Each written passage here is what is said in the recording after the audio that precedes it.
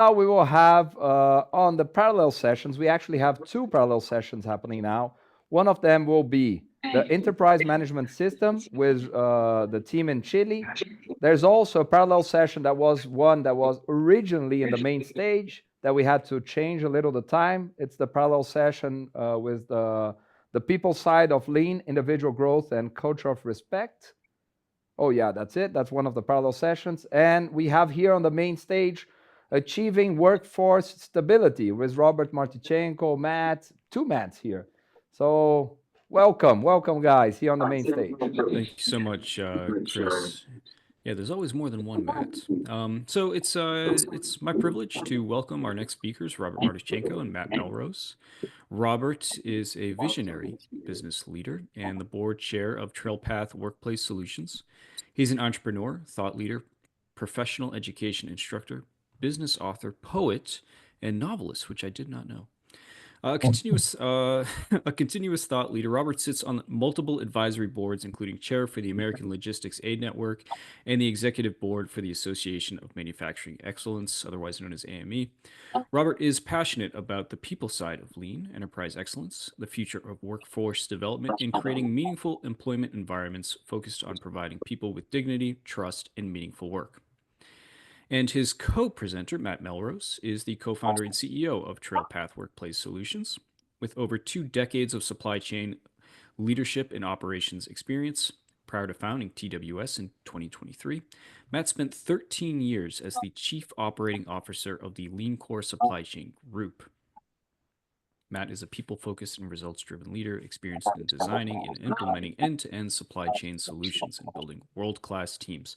While Matt will forever have a strong drive for lean and operational excellence, it is the people and leadership parts of his work that he is most passionate about. He's been an integral leader in developing a discipline learning framework, business management system, and defined pathways for the advancement of organizations, leaders, and team members. And before we get started, I am hearing a little bit of feedback. Robert and Matt, you might have the event open in a browser.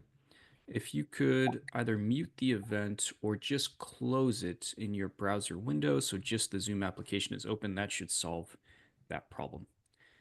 All right. I think you addressed it, so I'll turn things over to you guys. Okay, thank you, Matt from LEI, and Christopher. It's good to see you. I can't tell you how impressive this is. Your use of technology to get us all talking around the world. 5,000 people around the world, 5,000 lean enthusiasts, and Christopher, it was nice to see you in June in Bogota, Colombia, and thank you to the whole Lean Enterprise Colombia as well for hosting me in June. It was a really spectacular visit for me. Really excited to talk to you all today because we've the first 20 years of my career. In fact, in my bio, it didn't state that I really had the honor and pleasure of being an instructor for the Lean Enterprise Institute as well for most of my career in the logistics and supply chain industry, and got to write one of the workbooks, Building the Lean Fulfillment Stream, in collaboration with the Lean Enterprise Institute. So it's just great to be with you all today. And we're going to completely shift to the people side of things, because that's where Matt Melrose and I are focusing on now. And we just want to tell you about the work that we're up to. And we only have 30 minutes here. We want to have a few minutes for questions if we can. So we're going to go really fast, but we know we're doing it purposely, and we can connect offline and so forth to get more into the details. But real quickly on TrailPath, I'm not sure who all is out there, but I'm sure we have friends and colleagues out there that you'd probably know me from the Lean Core Supply Chain Group. And Lean Core was sold in 2020, and now we're focusing specifically on the people side of things with TrailPath. And it's a workplace and people development company leveraging modernized methods and technologies to build meaningful employment environments. So if you think of the House of Lean, there's the continuous improvement of processes, and then there's the respect for people. We're focusing completely on the respect for people side of the House of Lean.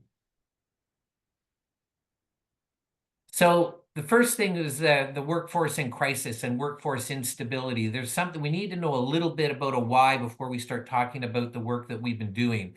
The first is that, and this, generally speaking, this is a global issue. We have shrinking populations, we have shrinking workforces, and we have changing attitudes. So we have less people in the workforce, and those people that are in the workforce have different attitudes. They have different attitudes about where they want to work, and they have different attitudes about the work that they want to do. And that's creating a workforce crisis in that it's creating instability in our workplaces. In the United States right now, by the data from the Bureau of Labor and Statistics, across the entire US industry, private, not-for-profit, and government, the average turnover rate inside our organizations is 47%, almost 50%. There's just complete instability happening inside our organizations because of population demographics and changing attitudes. Something that we've learned. So what we're going to talk to you about is about all of this work. So we've been working inside multiple organizations, and we've been connecting with thousands of employees, from CEOs all the way down to frontline team members. And we've been paying particular attention to frontline team members. Not that the whole organization isn't important, but if we can build meaningful employment environments for frontline team members, then that will certainly take care of more of salaried team members as well. First aha that we've learned, which is very powerful, is that almost 45% of people in organizations today identify with just declining or just surviving in their workplace. Declining is they just know it's not going to work out. Surviving is, look, I've got bills to pay, I have to work here, but there's no joy in being here. And as opposed to growing and thriving, which is where we want people to be. Almost half of people identify with declining or just surviving in the workplace. And we're doing a lot of work around the costs associated with this. And this is very interesting from a lean point of view, because if you think of what we've done as lean professionals, we have taught people for decades now about the implications of lead time and the costs associated with lead time and the costs associated with a lack of standardization and the lack of quality at the source and the lack of visual management and the cost of holding inventories. And these were all very difficult things to explain to people, and we've done a good job teaching people about those things. Well, now we're right back at it relative to the cost of workplace stability. Organizations don't have it in their P&Ls. They don't have it right there on the spreadsheet, the costs of recruiting and attracting and developing and retaining top talent. The lost productivity because you have people that aren't tenured and aren't trained properly, and there's this churn inside the organization. So relative to lost time, focus, rework, downtime, training, firefighting. You could just insert the 7 wastes from lean right inside that square in that part of the slide.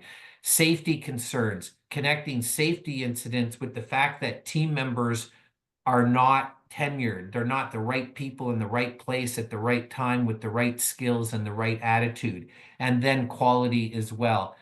Poor quality because of a lack of workforce stability. So once again, we are back as a community, as a lean community, not just teaching people about the costs associated with lead time and inventory and lack of flow, but now also the costs associated with the instability in our workforces.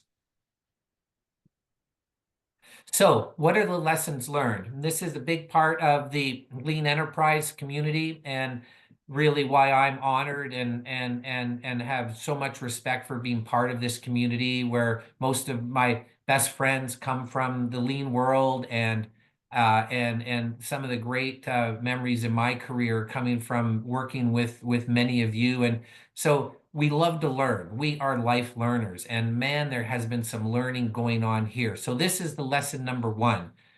Organizational prosperity and team member prosperity are inextricably linked. There is not 2 things here. The success of the company and the success of the person are one thing, and we have to recognize that they will rise and fall together.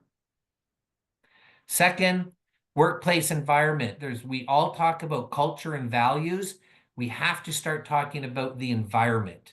The environment, what's happening on the ground, is very different than an organizational set of cultures and values, and they're often very different.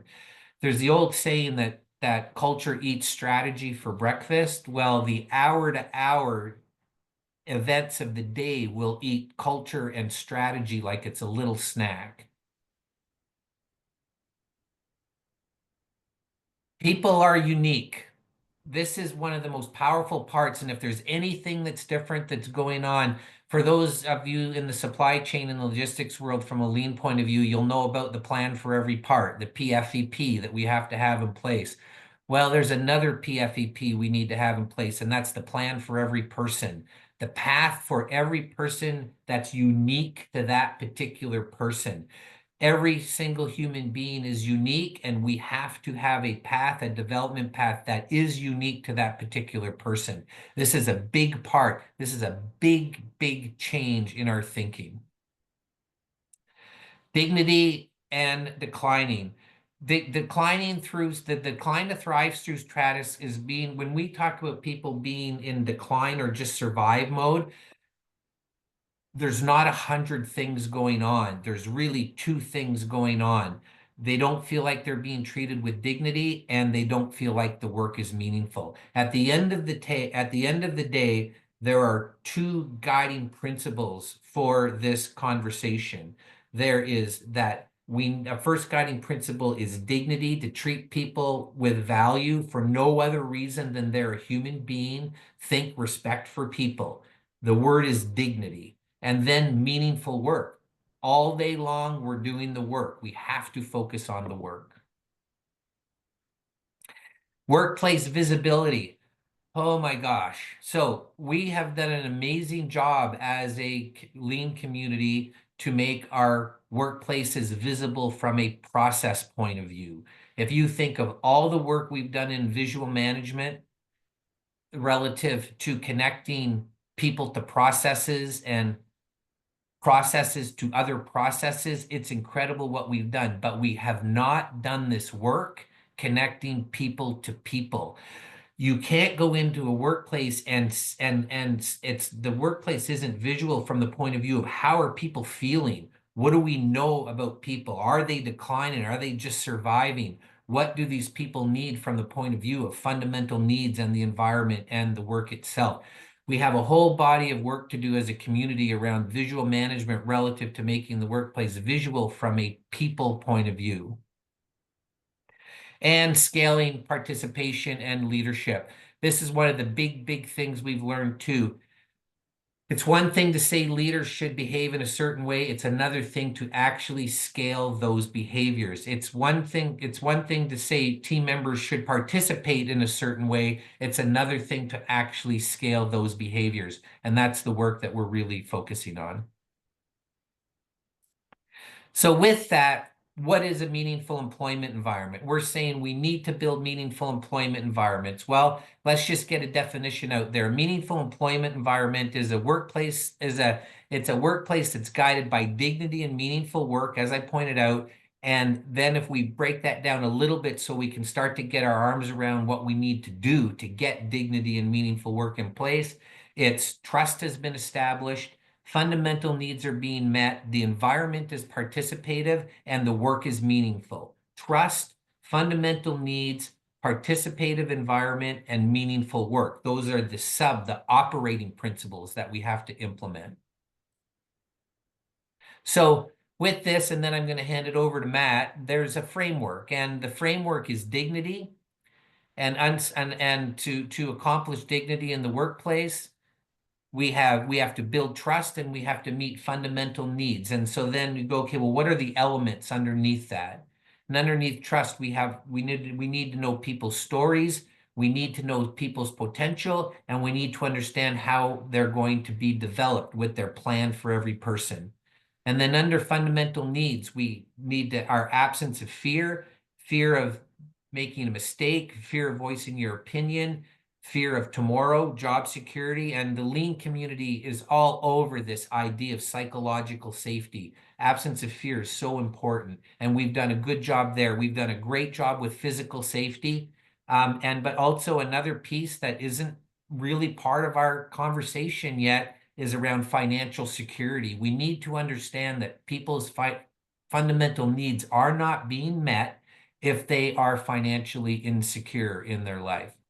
And then over on the meaningful work side of things, we have we have to elevate the environment to make the environment participative, and we need to unite around the work to make sure that the work is meaningful.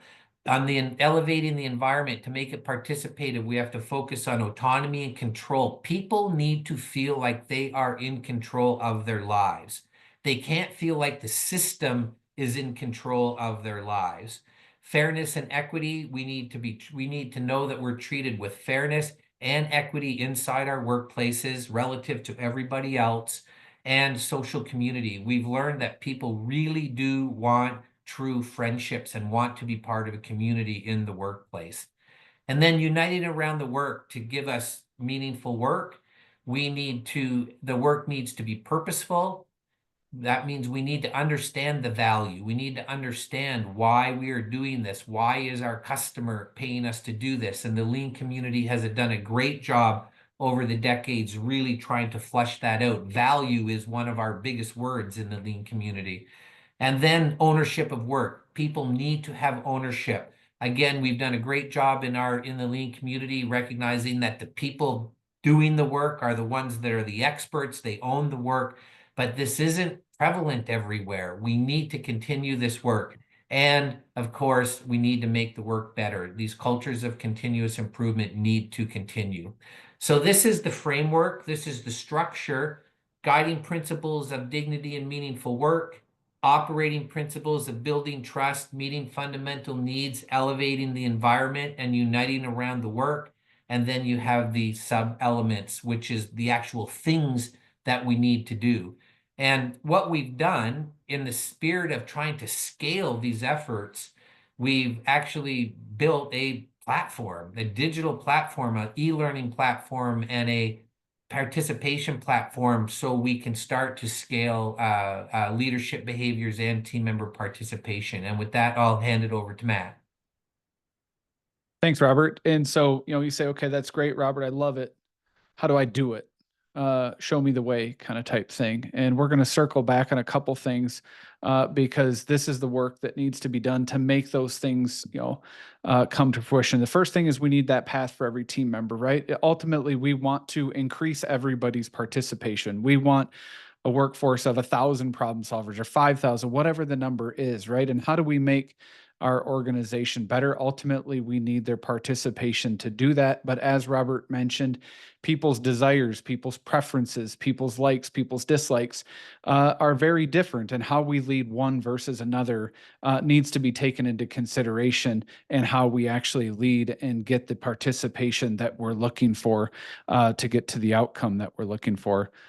Next, in addition to that, is a path for every leader. Leaders are also team members, but how do we actually, kind of start speaking the same language and the proper expectations, and not just educate on what those behaviors are, but actually scale them and make sure that we're reinforcing them, that we're doing them day in and day out in a way that's meaningful, intentional, and very thoughtful as it connects to the people side of it, which we know will be an input to, improving the process, performance, capability, customer experience, et cetera, which leads us to, the destination, obviously, from an organizational point of view. And how do we use and leverage all of this real-time information to make more informed, faster decisions as it relates to, our business and supporting the people who are helping execute it day in and day out. So these, in a nutshell, are kind of the themes of the actions and the framework for the actions that we're going to talk about. Robert mentioned this real briefly. The name of the technology that he was referencing is called Next Path, because this is about everybody's next path as a leader, as an individual contributor, as a team member, as well as the next path for the organization. How do we modernize these things and move into the future? So Just a quick definition for NextPath. It's an interconnected technology platform that drives improved organizational decision-making, scales leadership behaviors, and increases team member participation to build meaningful employment environments. So again, that sounds great, Matt, but tell me more. So this is just a simple visual that kind of illustrates, the process, if you will, and how it works. It, like in all of our work, it starts with a current state baseline. Where are we today relative to these things? So that assessment is kind of a two-pronged thing. We're going to talk about it from kind of voice of the people. How are we feeling about these things in a very scientific way that is tied to that MEE framework that Robert went to? And then we're also going to look at it from the voice of the business, financially, productivity. Think about that workplace instability visual Robert showed a few slides back. As an outcome of that, we're going to create a very kind of tailored roadmap to execute the path forward, starting focusing on building trust as we work our way through that framework, as we think about it like like Maslow's hierarchy of needs, right? We have to fulfill this one before we can truly, focus on the others. The second part of this body of work is about learning, right? We have to educate people. We have to transfer the information, but can we do so in a highly participative way? And this is not about sitting in front of your computer for an hour at a time. These are like 15-minute micro lessons, but are highly participative. And then obviously are directing, kind of generating us into that third stage, which is about participation in the creation of our unique path for us. And as part of the learning, as an input into that is kind of this, think about it like, kind of artificial intelligence kind of logic on, how do we cater and create this unique path for the person based on their preferences, their desires, and their kind of, current state of where they're at. So as part of that participation, we're now executing that path for every team member, that path for every leader, but we're also getting in identifying obstacles in the work and doing other activities that lead us to things around elevating the environment, uniting around the work, but not, leaving behind some of those other things relative to trust and fundamental needs. And that all kind of circles back into how do we advance these things? Because it's a continuous loop, right? Which is, just why the loop is designed the way that it is, because this is about continuous advancement. How do we understand where we're at, learn, reflect, take action, and just continue this loop? And obviously the system is designed to help, facilitate that. And I would kind of describe it in a way, anytime that I would walk into, any operation that I was either leading or working in or consulting with, there was always these visuals relative to safety, quality, delivery, cost, all of these things, and the measurement systems and the performance of the processes and the kind of customer tact, if you will, right? But we're missing that part about the people, to Robert's point. So how do we use this as a mechanism to not only understand how we're performing to those things, but in a very real time, very different way than we have traditionally done, include the people part of our business into those, kind of traditional, measurement systems that many of us are accustomed to and using to drive kind of our decision-making, for our businesses of the like.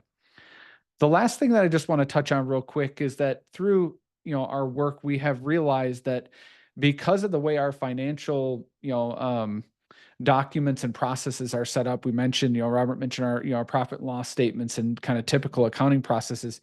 These things are largely misunderstood relative to the actual impact of them to the business. So if we look at this from the voice of the business point of view, and this is just a simple illustration there on the left, which is very common, that, the average cost per turnover event is, $13,000. If we've got 1,000 team members at a 45% turnover rate, the annual cost impact to the business is just over $5.8 million. Obviously, that is no line item on our P&L. It's death by 1,000 cuts.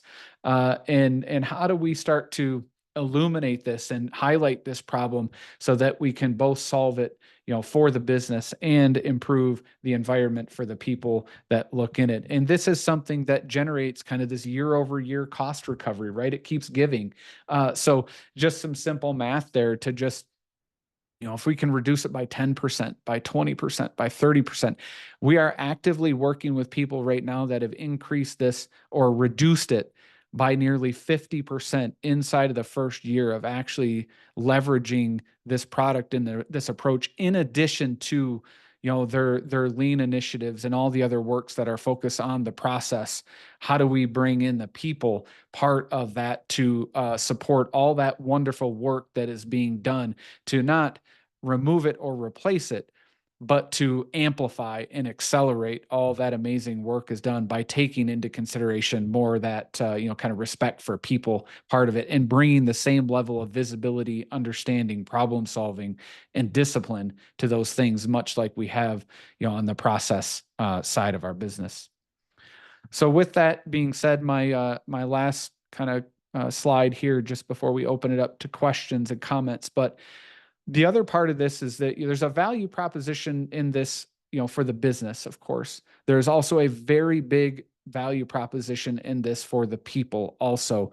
And when we think about, some of this work, and we're actively doing this with thousands of people, and someone calls you and says, you have fundamentally changed my life as a result of this work. And we show this visual here that's on the screen today because as the work environment gets better, those people get better. As those people get better, their family life gets better, their community life gets better, and so on and so forth to all the people, that are participating in this event around the globe. And so this is kind of the aspirational part of our work. However, we do know that as we make these things better from a business point of view, for the people that work within it, kind of the extended impacts that this will have on families, communities, and ultimately society and the world itself. So with that being said, I will wrap up here just a couple minutes early, and we've put some QR codes up there. If you're looking for some more resources or you'd like to continue this conversation and learn more,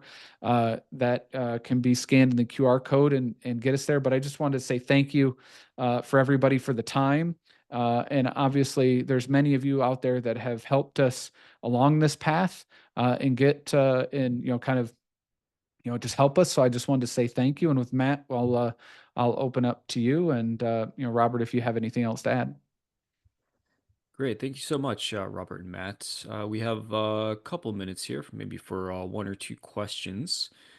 So use the Q&A if you have a question you'd like to ask. I'll start off with, you ended there, Matt, talking about the hidden costs of turnover and the hidden gains of this kind of people first strategy. But how do you convince a company that this is worth pursuing when those losses, those gains are very difficult to see? Yeah, well, and I think that's part of that planning process, Matt, is illuminating those and documenting those in kind of a very collaborative way, with the financial folks, are part of that organization, so that we can align on what those things are to say, okay, well, how big is our problem, and how much work essentially do we want to put into kind of resolving it. So that is one of the actual very first steps to actually doing this and creating our baseline before we move ahead.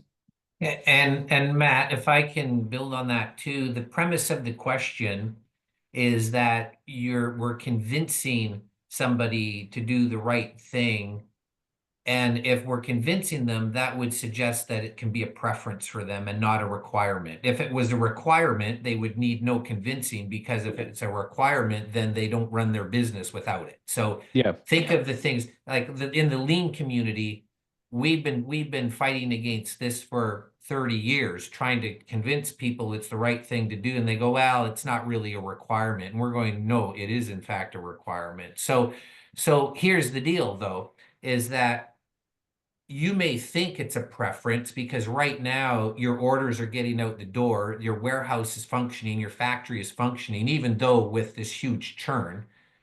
But what we're saying is if you start to dig into population demographics and changing attitudes, if you're not creating environments that people want to work in, you won't have people. This won't be, yeah, you grind it out, just throw money at it, but you still get the job done. This will be, you don't actually get the job done because nobody will be there, because they will be working if there's 5 jobs and only 4 people, they're going to go where they're going to be treated with dignity. So this idea that it's a preference may be happening today, but in 5 years, it's going to be a requirement. Yeah. Sorry, I will have to interrupt you guys, even though the discussion is really good and the questions are coming. But I will have to ask you guys to go to the lobby, continue sharing there with all the community. But now I need to move on to the next session. See you.